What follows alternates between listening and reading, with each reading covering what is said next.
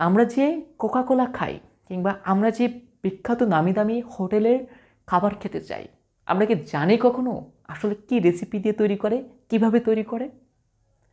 আচ্ছা ধরেন কোকাকোলা গত ১০০ বছরে তাদের যে কি পদ্ধতিতে তৈরি করে, তার ভিতরে কি রেসিপি দিয়ে তৈরি করে এবং কেন এত স্বাদ আমরা কিন্তু জানি না।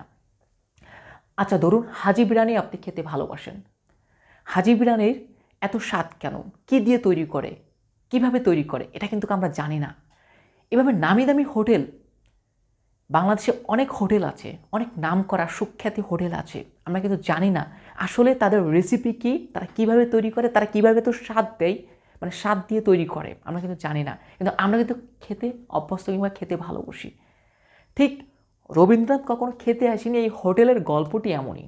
সুন্দরপুর হোটেলে মানুষ যখন আসে তখন তাদের চোখ পড়ে ওই হোটেলে, এবং যে